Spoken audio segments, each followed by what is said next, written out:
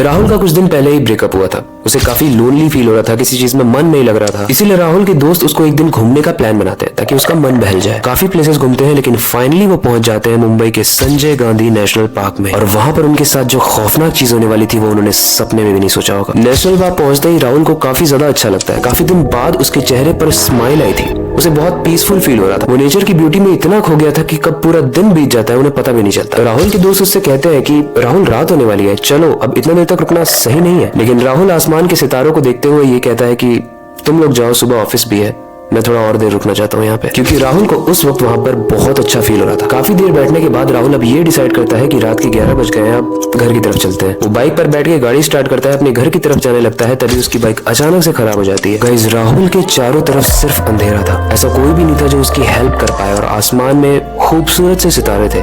मतलब एक खूबसूरत सा डर फील हो रहा था राहुल को। राहुल इधर उधर देख रहा होता है ताकि कोई जाता हुआ उसकी हेल्प कर दे। लेकिन तभी उसकी नजर एक लड़की पर पड़ती है जो बहुत दूर से आ रही थी। और देखते ही देखते वो एकदम से राहुल के पास आ जाती है और वो कहती है कि क्या आप मुझे एक प्लेस तक छोड़ दोगे। वो लड़की राहुल की एक्स की तरह दिखती है, तो राहुल को ऐसा फील होता है कि उसकी एक्स उससे बात कर रही है। तो वो अपने आप को रोक नहीं पाता है हेल्प करने से। लेकिन वो मन ही मन सोच रहा होता है मैं इसे छोड़ूं कैसे, क्योंकि मेरी बाइक तो खराब है। तभी वो बाइक को जब वापस चालू करता है तो बाइक चालू हो जाती है।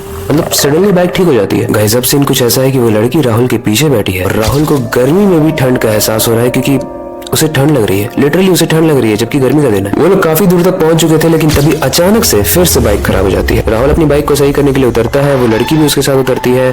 लड़की वहीं पे खड़ी रहती है राहुल को बाइक ठीक करता देखने के लिए। अब सीन कुछ ऐसा है कि राहुल जैसे अपनी बाइक को ठीक कर रहा है, उसकी नजर टायर पर पड़ती है और टायर से थोड़ी से राइट में वो लड़की भी खड़ी थी, उसी पर उसकी नजर पड़ती है। लेकिन राहुल देखता है कि उस लड़की के पैर मुड़े हुए हैं और काले हैं और बहुत भयानक है। ये देखकर उसको याद आ जाता है कि उसके दोस्तों ने उसे मना किया था देर रात तक रुकने के लिए, क्योंकि यहाँ पर किसी आत्मा का साया है जो लोगों को अपना शिकार बनाती है। बट राहुल को समझ ही नहीं आया कि अब क्या करना है, क्योंकि वो ऐसा दिखा भी नहीं सकता था कि वो समझ गया है कि वो आत्मा के सामने। राहुल की बाइक जैसे ही ठीक होती है वो बाइक पर बैठता है और फिर पीछे उसकी आत्मा बैठ जाती है। अब राहुल बहुत सहमा हुआ है। बाइक चल तो रही है, लेकिन उसकी दिल की धड़कन से ज्यादा तेज नहीं चल रही। राहुल अपनी बाइक के लेफ्ट वाले रियर मिरर में देखता है तो उस आत्मा का मुंह जैसे वो अपनी आंखों से देख रहा था वैसा नहीं था, बहुत डरावना था। उसकी एक आंख उसकी बॉडी से निकली हुई थी और मुंह पूरा जला हुआ था। बहुत डरावना फील हो रहा था। शीशे में उसकी पूरी बॉडी जलती हुई दिख रही थी। लेकिन जैसे ही राहुल डर के पीछे देखता है वो देखता है कि वही नॉर्मल खूबसूरत लड़की बैठी है जो उसकी एक्स की तरह दिखती है। राहुल को एक आइडिया आता है। वो अपनी बाइक को रोकता है, बाइक को खराब होने की एक्टिंग करता है